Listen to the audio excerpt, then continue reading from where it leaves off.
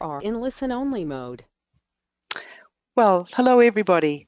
Welcome and thanks for joining us today for our webinar presentation on resilience, coffee and community, how parents advocate for children with special needs.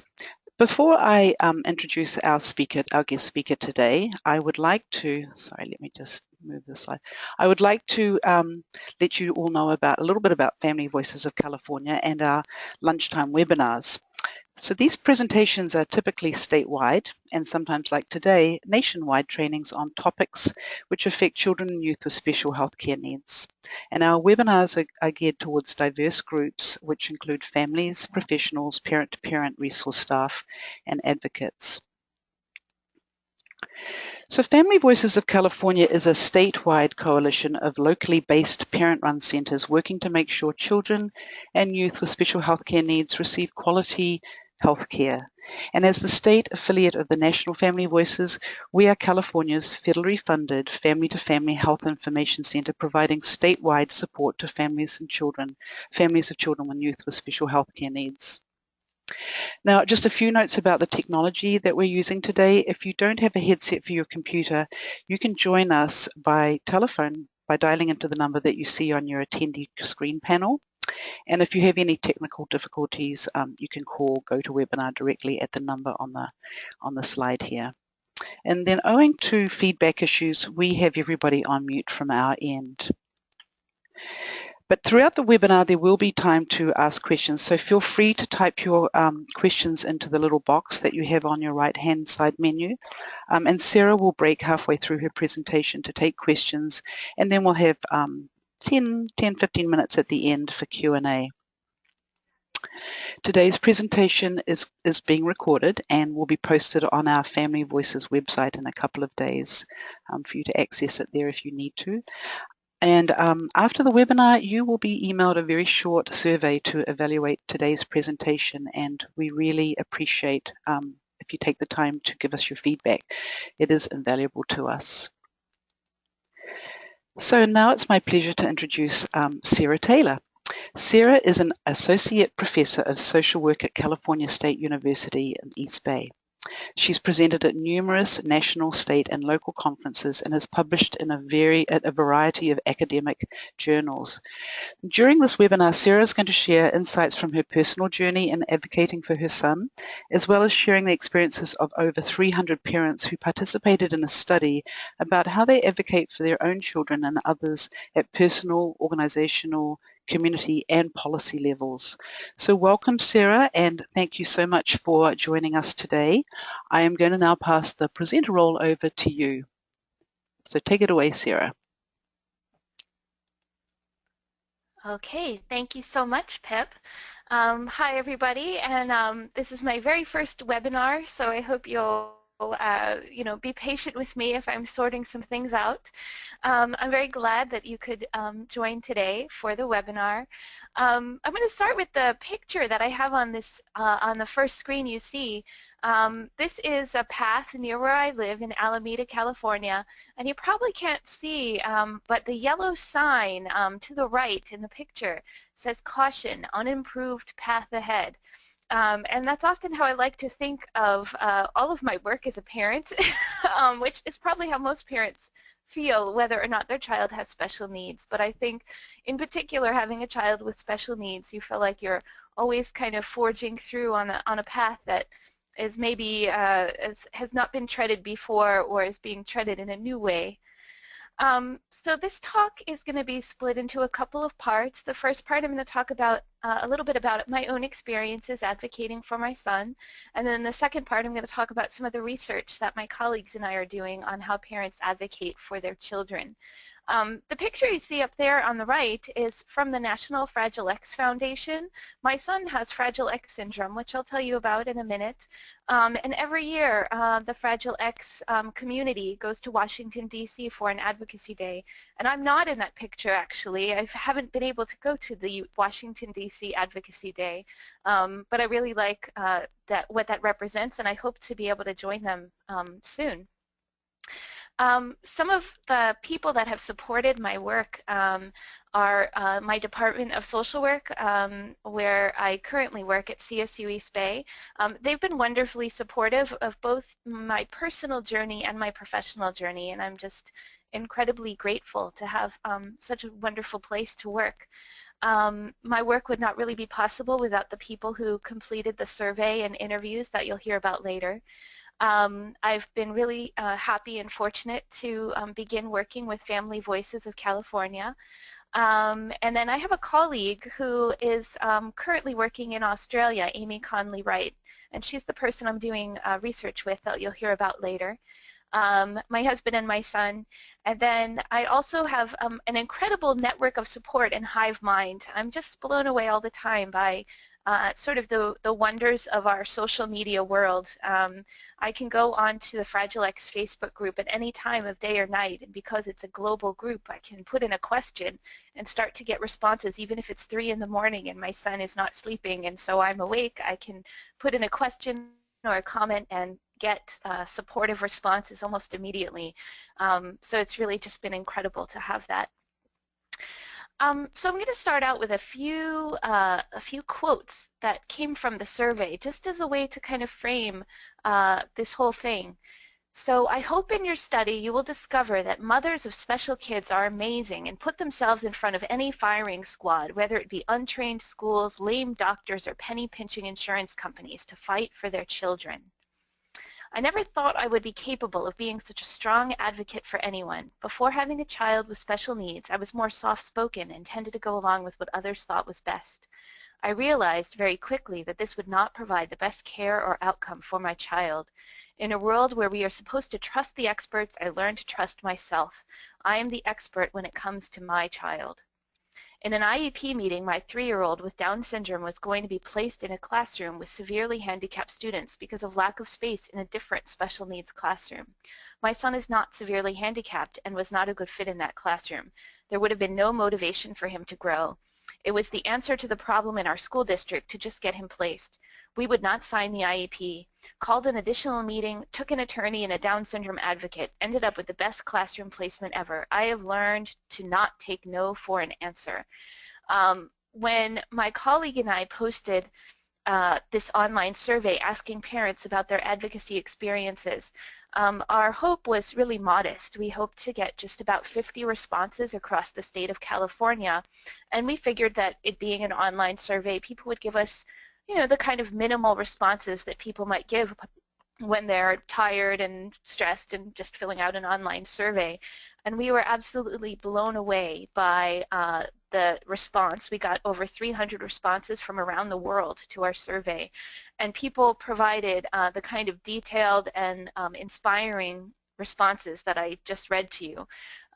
So we're still actually going through the data because it generated so much more than we had anticipated. So the origin of the idea for my research actually came like a lot of good ideas for research. It was over a beer with friends. I was hanging out with our fellow parents of kids with special needs who said, you know, everything I read about being a parent of a kid with special needs is bad. It's all about how we're getting divorced, we're sick, we're stressed, we're depressed, we're anxious. And it can't be all bad, right? There must be something more. So I was talking to my colleague, Amy Conley-Wright, about this, and she had done a lot of work around advocacy, and she knew that I had done a lot of work to advocate for my own son. And she said, well, what do you think about, you know, doing a study around advocacy? And she had invited me to be a guest speaker in one of her classrooms when she was working at San Francisco State. She's now in Australia, but I met her here in the San Francisco Bay Area. And so anyway, that kind of began our work, is just thinking about, well, how can we learn more about parents' advocacy and the impact that it has on their lives and the lives of their children. The picture you see here is my son. His name is Quinn, and he's there with Lucky the dog.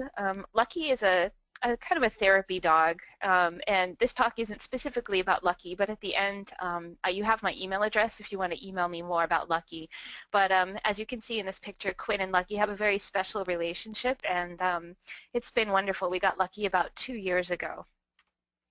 So I always like to start off by talking about the good stuff about my son, and I do this both because it makes me happy to do so, but also as sort of a model for what I hope when other parents have an opportunity to speak about their child, that they sort of begin with the good stuff. My kid I think of as kind of a super kid, and I think many parents feel that way about their kids.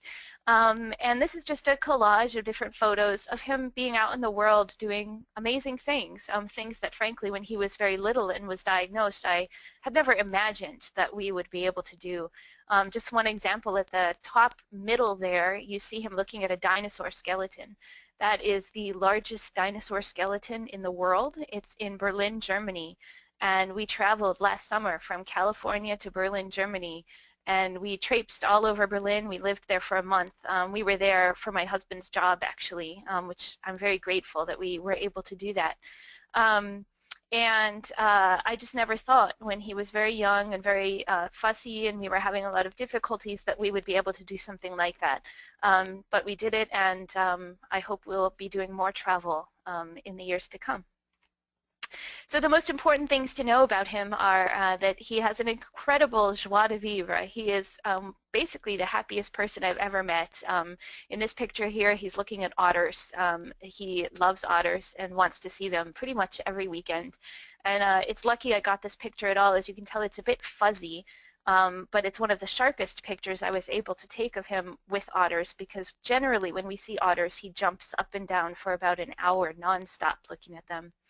And you could see on the slide some other things about him. He loves animals, he's a great helper, and he has many interests. He does have challenges, though. These pictures are the kind of pictures he'll probably be angry with me for taking when he's older. But we were in Yosemite National Park, and there he is having a huge tantrum. Fragile X syndrome is a genetic disorder that causes problems in basically every area of functioning, as I have listed on the screen here. He's developmentally, even though he's 8 years old chronologically, he's developmentally about 4 years old. He's not 100% potty trained yet. He does speak, but not really in terms of having conversations yet, although we're very grateful that he is verbal. He has some behavioral issues that seem to be getting better as he gets older, but when he is overwhelmed or hungry or tired, he can be aggressive, which is getting more difficult as he gets older. And he has really a hard sense of community safety.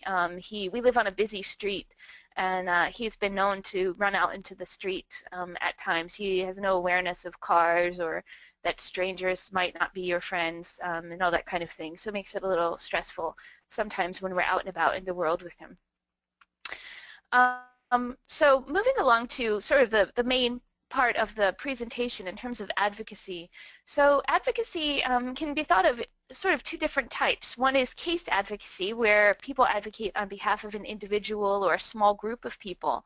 And cause advocacy is really about advocating in terms of social issues and categories of people, whole large groups of people, like people with developmental disabilities or children with special health care needs.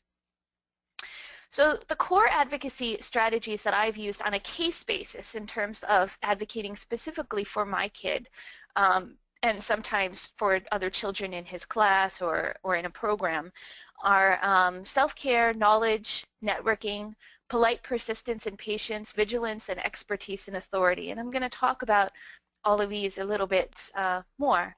So I always like to start with self-care because effective advocacy begins with a well-rested advocate. It's really the first priority always, and I can't emphasize that enough. Part of my professional discipline as a social worker is in social work school we teach our students a lot about self-care, and that they can't be effective social workers if they are burnt out, tired, stressed. You can't really possibly help someone else if you're not feeling well yourself.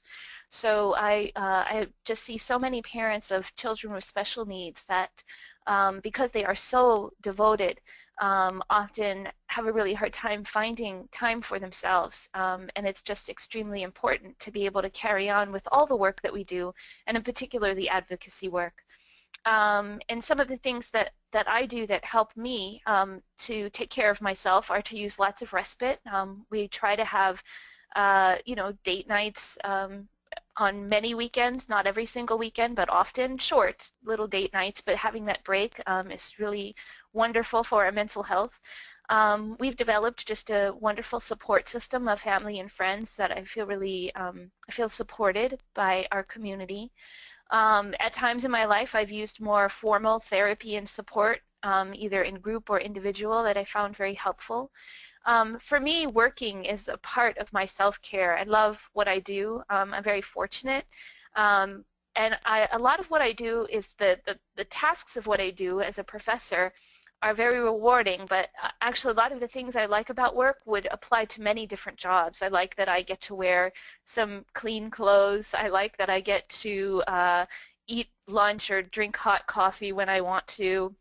I like that I sometimes have some periods of quiet.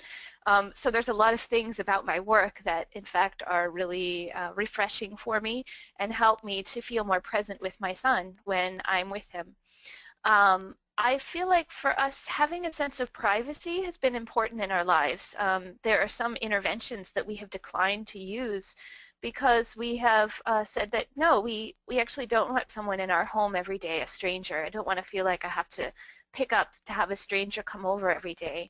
And so out of a sense of privacy, there are some things that I've said, no, I don't think that that will work for our family. We've been able to establish some parenting priorities, which is that we feel that we're parents first, not therapists first, not teachers first.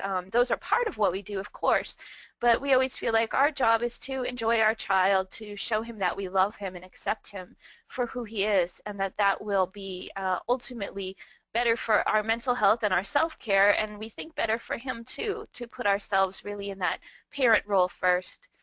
And we try to have a sense of humor about everything we do. You know, one of the things I love about the network of parents of kids with special needs that I've been able to hang out with is just the dark humor that we have about, you know, joking about wonderful free preschool that we get that other people have to pay for preschool and we get it for free. You know, joking about small accomplishments that maybe no one else would even think are an accomplishment at all, but we see as an accomplishment, and we like to celebrate and have a bit of humor about. In terms of knowledge, you know, I think this is something that came through in the survey, so it seems to be a common experience with parents of kids with special needs, but always learning. Even though you know, I've had a lot of education, I have had very little education before I had my son, specifically about disability. So in the 8 years since I had him, I've had to develop a whole new language to understand all the acronyms, to understand the laws and policies, to understand some of the norms like using person-first language. I've just had to learn about the resources and all of those things, and those help me to feel more confident as an advocate when I'm sitting in a room with professionals and I can understand the acronyms they're saying or the laws or policies that they're referring to. Networking has been really important for us. When we first got the diagnosis, we started looking around for a group to go to, and we wanted to be able to hang out with other parents together, my husband and I. And what we were finding were a lot of groups that I think are important and meet a need, but a lot of them were, you know, mom's group in the middle of the day, and that would have not allowed my husband to come, and also would have been hard for me to go to since I work. So we started this group, East Bay Parents of Kids with Special Needs, which kind of doesn't really exist anymore in a formal way. But as you can see here, when I took this screenshot, we had 94 parents in the group. And at our largest, we had 130. At any given event, we only had a handful of people coming, but basically what we did were a lot of things on the weekends, and some things involved children, like the event that's posted in the example right now, where we just went to a park and hung out and had snacks together and relaxed. And then we also had times where we went to a restaurant or a bar with parents only, and tried to organize that in advance so that people could arrange for childcare. This was a really informal group. It wasn't facilitated by a professional. It was just parents getting together to, as it says there, play and vent with parents who get it. But in the early years when we first had Quince, diagnosis and we were dealing with a lot of the newness of our situation, this group was an incredible support for us, and we're still friends with many of the people that we met through this group. One thing that I like to think of as an advocate is being politely persistent and patient, and it's really a difficult balance to maintain that politeness and that patience, even when you think people are really doing the wrong thing by your child. I think we all have that kind of parent bear instinct that we want to go after people and make them do the right thing, and that's good to have that instinct, but we also have to remember that the people involved, most of them chose a career working with children with special needs, or as some kind of human services professional, because they did in fact want to help, and that a lot of these people are embedded in systems that make it difficult for them to do the good work that they want to do. So I try to be polite and persistent, and I have found that a lot of times, that extra phone call makes all the difference. The example that I mentioned on here was where we were waiting to get our evaluation to be able to get regional center services, and we were told there was a wait list for the evaluation. And I waited about a couple of weeks after we were put on the wait list, and I called again and I said, I'm just very worried about my son. He really needs these early intervention services, and is there anything I can do to expedite getting his intake done? And the person on the phone said, well, today is your lucky day. It just so happens I just had a cancellation and I can do your intake right now if you're ready. And so we got the ball rolling right then and there. Now that was just particularly lucky, but it's always stuck with me that sometimes that extra phone call really makes the difference as long as you give adequate time and you're polite about it. And I'm going to move along so that we can get to the whole presentation. So the other thing I like to do is I like to, use the experts that are there and try to be compassionate with them. I also show this slide sometimes to people who are not familiar with, as familiar with parents of kids with special needs and children with special needs, to give them a sense of who all the different professionals are that we work with. So it's really a vast team of professionals. This is just from our family, our example, and we don't work with these people every day all the time, but they are people that we have consulted with at times in our child's life. I showed this most recently to a group of students who are studying to be speech-language therapists, and there was kind of an audible gasp in the room when I brought the screen up, and I showed it to the students and said, I hope in seeing this you will understand why sometimes I can't remember your name if you're my child's speech language therapist, or why I don't return your phone call or email right away, or why I look a bit grumbly when you ask me to fill out a form for what for me is the 100th time about who my child is and when he met his developmental milestones and what medications he's on and that kind of thing. So I show this both to remind myself of all the resources that are out there, but also to share it with other professionals so that they understand the many people that parents of children with special needs are juggling and trying to learn about and work with in supporting our children. So the last aspect of the advocacy work I've done, everything I've described so far has been more the case advocacy, advocating specifically for my son. But I also want to mention cause advocacy work, which is really about working for the larger issue of supporting children with special needs. I feel like I'm still developing in this area, to be honest, because it takes a lot of time above and beyond the other things that I'm already doing. And the other thing is that there's often a long wait to see results. An example of this is the ABLE Act, which some of you may be familiar with. The ABLE Act is creating special accounts that are similar to 529 accounts for children to go to college. An ABLE Act account is going to be a tax-advantaged account that will parents can set aside some funding to support their adult children with special needs. And advocates began seeking ABLE accounts many years ago, and I wrote one of my first letters was to Pete Stark, who was then my representative and is no longer. He stepped down, but That was many years ago, and ABLE accounts just became law a few months ago. So there's a long wait sometimes to see results at the cause level. But the things that I have done so far, I serve on 2 nonprofit boards that serve people with disabilities. One of the things that I've been able to do is work with other parents and staff to help establish a new after-school program site, which was very exciting. This is Alacosta Centers, is an organization that serves children with special needs in the East Bay of California near San Francisco. And the parents were having to travel quite a long distance, and the children to an after-school program that was pretty far away. But there was nothing in Alameda to provide that service. So parents and staff of the organization worked together, and about a year and a half ago we were able to establish an Alameda site. So now 15 children in the city of Alameda have an after-school program to go to. And this was a really rewarding and exciting activity to be involved in. I was really just one of the contributors to the cause. I wasn't one of the leaders of it. But we all worked together. We met a lot in coffee shops to try to identify a space and to brainstorm about fundraising. We needed to, in order to secure the space and get the program off the ground, we had to raise about $15,000 in just a few months, and we were able to do it.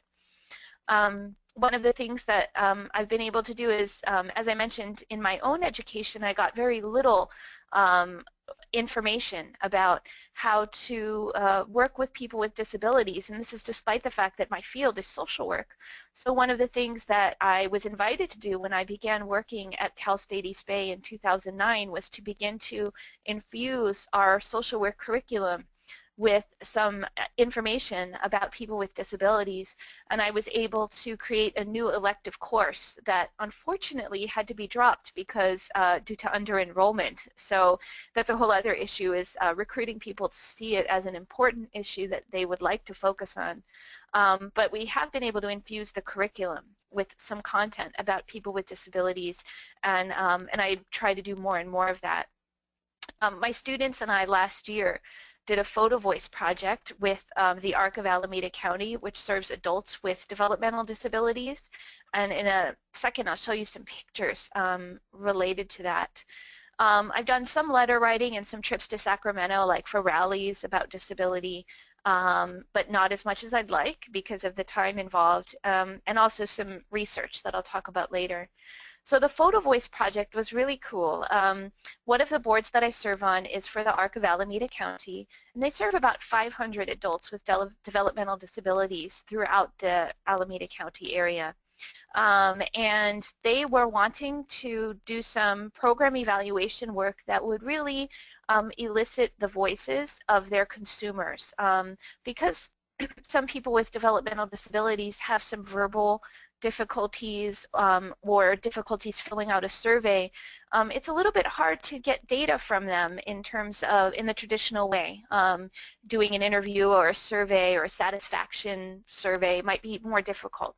So we worked together to come up with a Photovoice project where we had 11 consumers go through like basically a several month-long process of talking about what was important to them and then taking pictures of those things. And I did this with 3 of my MSW students, and for the students it was their capstone project of their master's degree. The picture on the top right that you see is me with the people, the artists and some of the staff of the ARC of Alameda who participated in this project. And the picture on the bottom right is our public exhibition that we had at Cal State East Bay. And this was really exciting because a lot of the people who came to the exhibition are people that normally would not really think about or be exposed to developmental disability. One of the things that happened at that exhibition that really just made me happy to see was our associate dean having a chat with one of the artists about the artist's work. and they were just having this conversation, and I really liked that the conversation was not a problem-focused conversation. It was a conversation focused on the artist's vision for the picture that he took. So I thought that was really cool. In the picture on the bottom left, you see me with my students. Part of what my students and I were able to do after the Photovoice project was present our work in Boston at a conference for social work managers to encourage them to do similar Photovoice projects in their organizations. And actually, one of my students and I are presenting the same project again in Sacramento on Saturday. So I'm really excited that this project has kind of taken on a bit of a life of its own. This is just one of the pictures. The artist took literally hundreds of pictures, but this is one of the pictures that one of the artists took. This picture is, I really like it because the artist actually has a visual impairment, but yet he took this incredible picture with this really interesting composition, and he talked about, as you can see here, what the picture meant to him, that this motorcycle reminded him of his stepfather. So one of the things that the Photovoice Project did was sort of allow people whose voices are not normally heard to be shared and expressed in a format that others could really relate to. So I'm going to stop here for some questions if anybody has any. I don't see any questions have come in, Sarah, but maybe we'll just give people a few more seconds.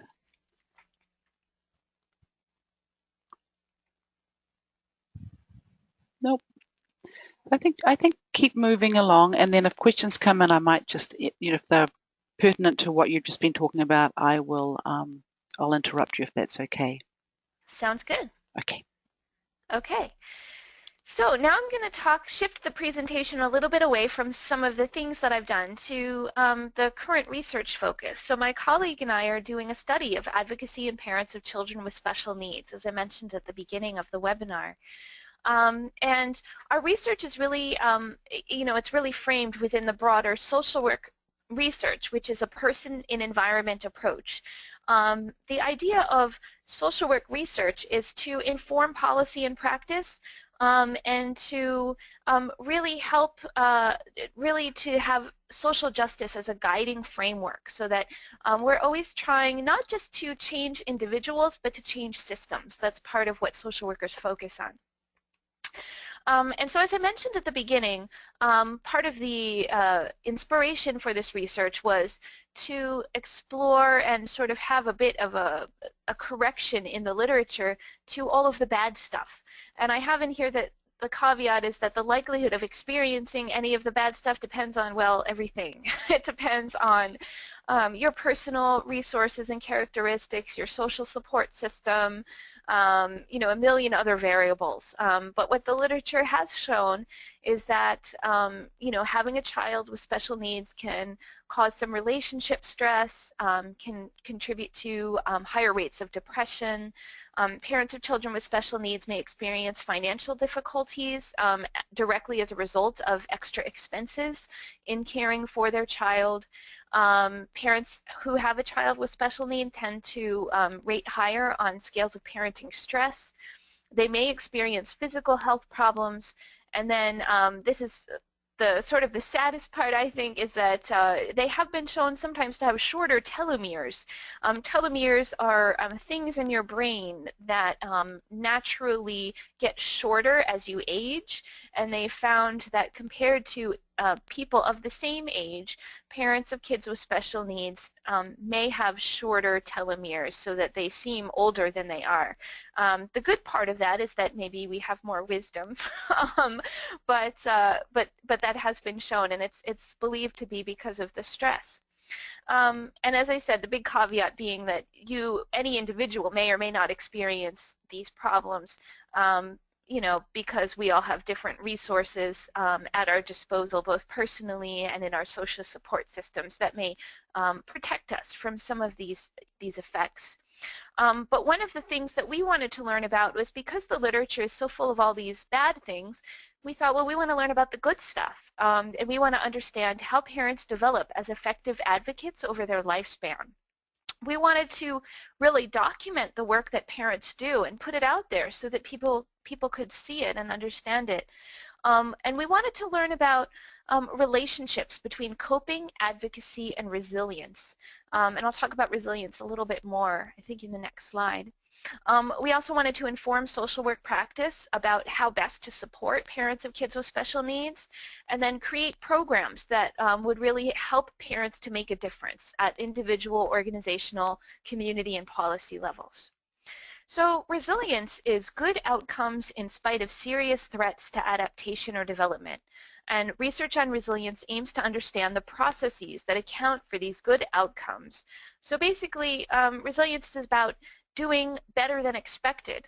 But what's interesting, as shown in this second quote here, is that resilience is really common, and humans are sort of built to be resilient. So we wanted to kind of learn about, given that people are sort of made to be resilient, how does this happen naturally in parents of kids with special needs, and how does advocacy support that resilience? And for parents that are struggling, how could having that sense of empowerment and doing the work of advocacy boost their resilience? So a lot of our long-term work is about building a theoretical model of advocacy. And as you see here, there's a big question mark and a lot of different concepts surrounding the question mark with all these different arrows, because right now it's very exploratory, our research. We're trying to understand, how do all these things relate to all these other things? How do people's characteristics relate to their coping? How does the support that people get in their lives build their strength? How does their coping relate to their knowledge, and all of these other things? How does it all get put together is what we're really interested in learning about. And what we've done so far is we have completed this online survey of parents of kids with special needs, and as I mentioned, we got over 300 completed responses. We actually got about 450 total responses, but many of them were incomplete. So the complete ones are about 300, and we were really very pleased to see some international representation, which was above and beyond anything that we had hoped for. Part of the survey included asking people at the end, would you be willing to talk further with a researcher about what you put in the survey? And so we were able to do in-depth phone interviews with about 40 parents who also completed the survey. So far, we've presented 2 posters at research conferences, and you have a little image of one of the posters up there on the top right. And we actually got our first paper published last year. The first paper that we published is just a subset of the survey participants. It was 76 parents of kids under age 6, and we really focused on what were parents of young children doing. And the reason why we wanted to do that is because when the children are young is when parents often are first learning that their child has a special need, and they're sort of thrown into this whole world, often with little preparation. And so we were interested in, well, what are the parents of young children doing, and what are their experiences like? So if anybody is interested, I actually would be happy to email you the paper or the poster or both, and you can just email me and request that, and I'd be happy to provide you with those research products. So sort of the next step that we're doing right now in our research is, as I said, we're still working with all of our data because we got so much more data than we thought we would get. And what we are starting to tease out is that the experiences of the parents of young children are really dramatically different than the experiences of parents of older children or adults. And one thing that we really liked was that at the very end of the survey we had an open-ended question that asked people, is there anything else you would like to share with us based on what you already said in this survey, anything we forgot to ask or anything you want to tell us? And then it just had kind of a blank text box. So people could have put anything in there that they wanted to, or they could have put nothing. And what's really interesting is that the parents of young children used that text box for a large part to share with us their need for support, knowledge, and skills. So this one parent said, I think there needs to be more opportunities for parents to gather together to talk, share ideas, get support from one another. No one, unless you are another parent of a child with special needs, understands what it feels like, how difficult it is, what the challenges are. It can feel very isolating. And then a lot of parents also use that text box to share frustrations. So like this parent said, it is very challenging to advocate for your child and the school system fights you every step of the way. I naively felt they were there to help me and wish that someone would have told me that it is in fact their goal to restrict services as much as possible. It is exhausting and frustrating. In contrast, the parents of teenagers used that same text box in a totally different way. Many of the parents of teenagers actually almost were giving advice to us as the researchers, which I thought was very interesting because this would be unsolicited but not necessarily unwelcome advice. So, for example, this parent said, be educated about the subject and local process, be assertive. And another parent, many parents made comments about their meso and macro advocacy. So that was something we really saw too, is that the parents of young children were very focused on their own child, which makes sense. It's new to them. They are still learning. They're tired. And often grieving about the diagnosis. So it makes sense they would be focused on their own child. But what's really cool was that there were a lot more comments by the parents of teens that were related to meso level, which is like organizational level, and macro level advocacy. So it's all about the funding. We have to raise awareness in order to get the money to find better treatments and a cure. And they also made declarative statements that really demonstrated their knowledge of the topic and of the things that they were dealing with. So advocacy in schools is a giant rat maze. So the key survey findings that we've been able to pull out so far are, first of all, parents advocate in a very wide variety of settings. So parents talked about their advocacy in schools, in medical settings, with insurance companies, with various social service agencies. Many parents, this was a bit of a surprise to us, talked about advocacy in church, that they sometimes feel that their children are not included in like the children's activities in church. And so many parents have done advocacy in their churches to make sure that children feel more included and respected there. Parents also talked about advocating via social media, and some parents did talk about more macro level cause-related advocacy, things like going to rallies and marches, going to legislators' offices and things like that. The goals of people's advocacy was about obtaining access to services, increasing inclusion for their children, raising public awareness, and changing policies. And many parents, of course, talked about their advocacy work as very time-consuming and stressful. And over time, as we sort of saw comparing the parents of young children and the parents of older children and teens, is that parents advocate in more community and political settings. And this part was also really cool to see. One of the questions on the survey asked people, and I can show this to you later if anyone is interested in a little more detail, but we asked people, well, how effective is your advocacy in whatever setting? So how effective do you feel your advocacy has been in schools? How effective has it been in medical settings? And parents of teens rated themselves as more effective in more settings. So that was very good to see that people feel that they have a greater impact as a result of their advocacy work. So our next steps in our research are to basically, we need to get a lot more data on the journey. And these are some of the things that we're sort of grappling with is, you know, we sort of did this rough comparison of parents of young children and parents of teens, but really at what point does it get better for parents? At what point do they start to feel more effective and more empowered?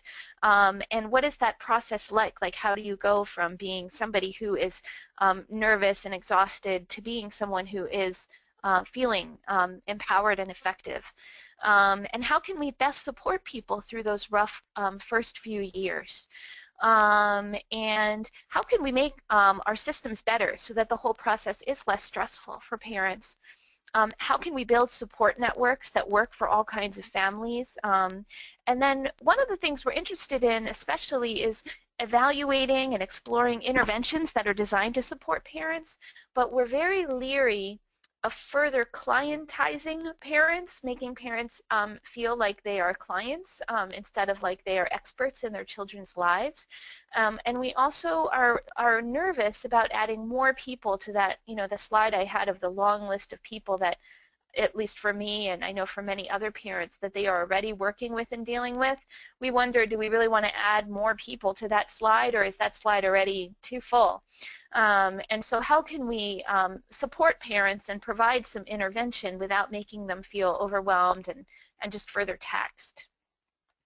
And so I have here some possible discussion questions that you can use the text box to if you want to share some experiences, and then I'm just available for questions and discussion. Thanks a lot, Sarah. What I think what I'll do is there are a couple of questions that I'm going to unmute the people that have been asking the questions. They can ask you directly. Is that okay? Yeah, sure. Awesome. Michelle Burns, are you there? Michelle, are you able to talk to Sarah directly? Yeah. Great. Go ahead with your question, Yes. Michelle. Is this working? Yes, we hear you. Okay. Great. Sarah, thank you so much. This is such a great presentation, and I'm wondering if you'd be willing to talk about any findings you had or anything from your own experience about communicating directly with your child about their diagnosis, and also about communicating kind of out in the wider world. One of the things that really struck me was your discussion about privacy. And then you talked about it in terms of not having specialists in your house all the time, but I think it also extends to protecting, in some cases, your child's privacy. And people make different decisions about that, but I'd love to hear if there was any discussion about that in your research. Wow, that's an excellent question. Thinking that would be a good thing to really carefully look for in the survey responses. Off the top of my head, that didn't really emerge. However, in my personal experience in talking with other parents, that certainly is something that we have talked about. And in particular, it seems to come up a lot around children that are higher functioning. I've had some friends that their child has said, please don't tell the teacher about my diagnosis. And then the parent feels in kind of a funny position because they want the child to get the support, but they also want to respect the child's privacy. And I think that's a very difficult decision that each parent and child would have to negotiate on their own. My own personal bias is that sadly, in our society, having any kind of diagnosis is likely to be stigmatized, and people are likely to treat someone different because of that. They've done studies where when they tell a teacher that a child is gifted, even if they are not, that the teacher will give the child more hard work to do. And if they tell a teacher that a child is academically challenged, then even if that is not true, the teacher will give the child less challenging work to do. And so this is entirely based on what the teacher has been told, not what is actually true. So I always feel that there is a risk in sharing information with various professionals, and that it's really important to weigh the risk and the benefit. And I think that where that is most difficult is where a child is higher functioning and can possibly get along maybe without certain accommodations, although maybe they would be able to succeed more if they had certain accommodations. So it's very difficult. I mean, with my own child, at least at this point, he's pretty unaware of all of this stuff, which sometimes I'm actually a bit grateful for, in that it represents that he is not really at a level of functioning where he can understand this, but so that's kind of sad. But on the other hand, I'm glad he's sort of protected in a way from people's stereotypes and assumptions. Thanks, Sarah. Thank you. So I'm going to unmute Janet. Janet Orozo Brown. Can you hear us, Yes. Janet? Yes. Hello? Can you hear me? Yes. You had a question. You had a question for Sarah? Yes. She talked about the ARC photo voice. Is that a specific type of strategy, or how do you go about using that? Because I think that's pretty good to be able to give those surveys out like that to some of the clients that may not be able to express themselves. Sure. So Photovoice was kind of developed in the 1990s by Carolyn Wang, who was at the time doing research on rural women in China.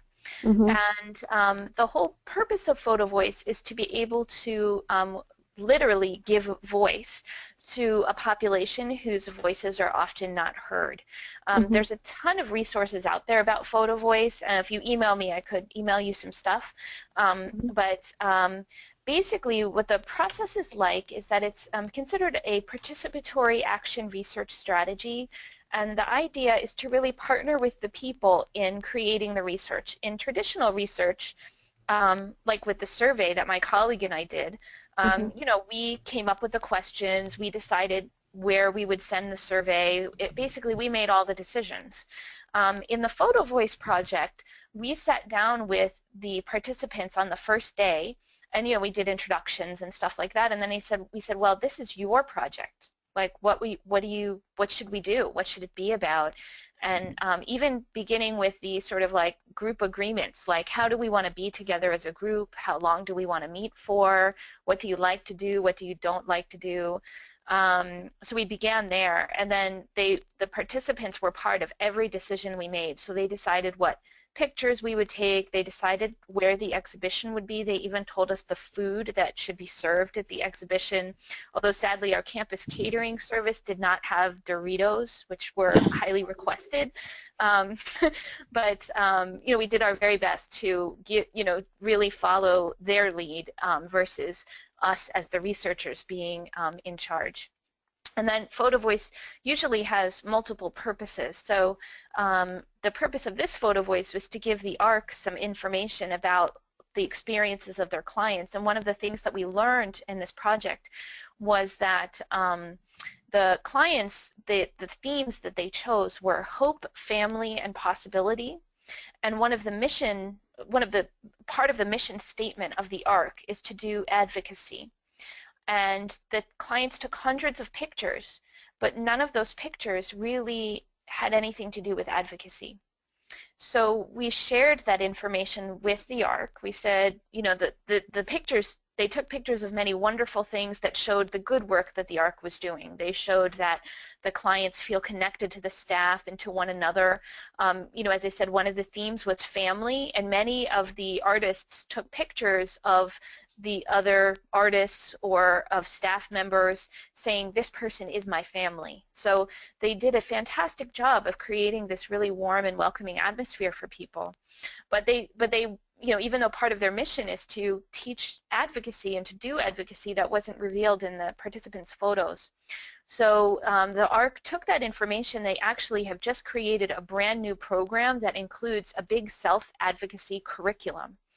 And they're really excited about rolling out this new curriculum, and part of the motivation for this new curriculum was the Photovoice project that showed them, hey, we're not really fulfilling our mission as fully as we would like to.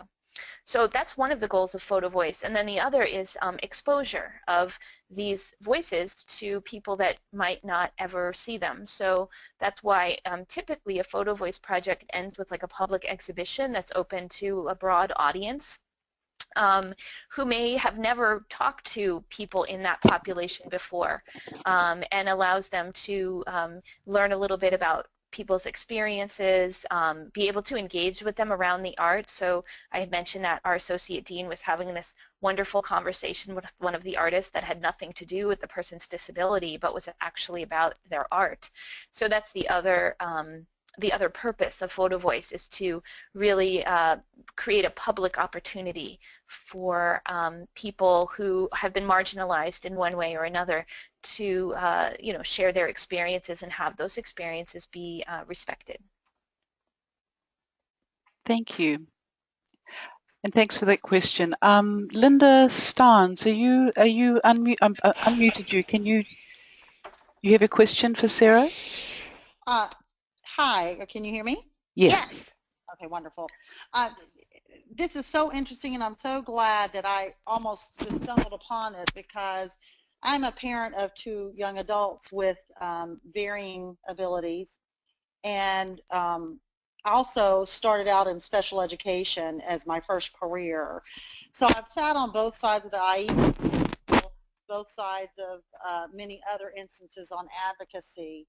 And one of the things that I was sad to hear, and it's just a snippet out of all of your research, but the parent who was talking about the challenges and sad frustrations that the school system is against them and not for them and their child.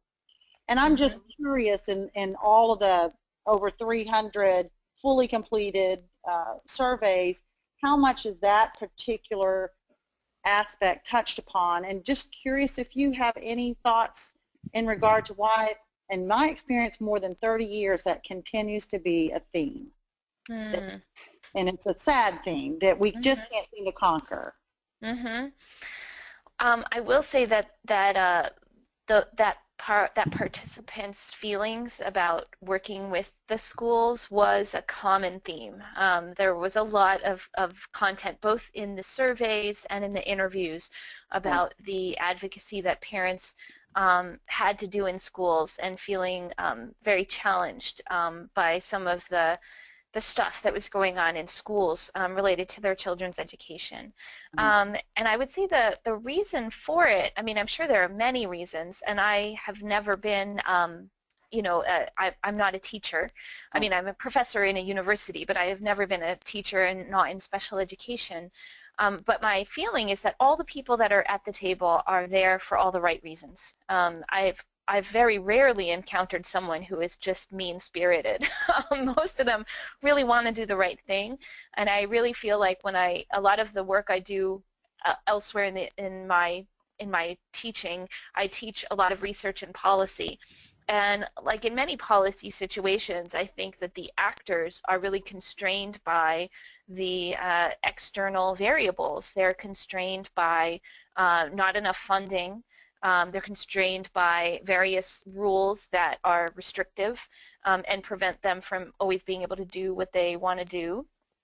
And so I just see that very clearly, you know, in what is going on, where a lot of parents feel their child is not getting what they should be getting in school. I also think there is probably, you know, just a big difference between what parents see at home with their child and then what the child does at school, so that the people involved are kind of seeing you know, very different aspects of the same child, so that, you know, a parent may say, my child is really high functioning and they can do X, Y, and Z, but if the educators aren't seeing the child exhibit those behaviors at school, you know, there's that gap with how do you resolve that. So I think it's maybe those are some of the things that are going on in terms of the school advocacy.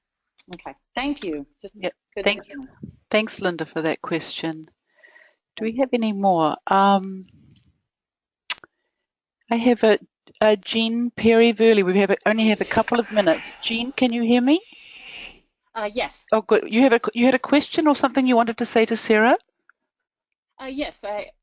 With your long list of providers and professionals involved in your family and son's care, do you have any advice for parents who really have challenges in kind of one topic sources of care when the child actually needs dovetailed care, like a transitional age youth with serious mental health problems who also needs a setting to deal with her cognitive impairments? So an appropriate mental health setting that is focused on people with normal cognition can't serve her, and simply a service that provides support for independent living skills doesn't deal with mental health. So is your question about how to sort of bridge those different needs? Jean? Yes, I'm sorry. I didn't hear Sarah's question. Oh, just is your question about how to bring together those different needs? Yes, how to get the appropriate service when it actually involves combining service providers, because single topic service seems to be the way it is. Right, right. I mean, I think that's definitely very challenging. I think that you know, that is one of the reasons why I think the parental advocacy is so important, because a lot of the providers are kind of in disciplinary silos, which is part of how they're trained. And the parent is maybe sometimes the only person seeing the whole picture. And I think that's where the parent has to really assert themselves and say, you know, my child has this need and this need and this need. And unfortunately, the parent, I think sometimes, especially, I say unfortunately, if they don't feel prepared to be in this role, I think that they, and this might be an area where parents would need some additional training or support to really bring those people together at the table and insist on that and say we all need to be talking together and working together. So in that way, a parent sort of has to be their child's care coordinator, you know, to bring all these different professionals together who might not otherwise collaborate. But I definitely think that is a need. Yeah. Well, thank you, Sarah. We've just run out of time. Those are great questions and great answers. It's been a wonderful presentation. Thank you. So sincere thanks to you all too for joining the webinar today. And so we'll close it up now. Thanks and have a great day. Thanks, everybody. Yeah, thanks, Sarah. Okay. Bye. Bye.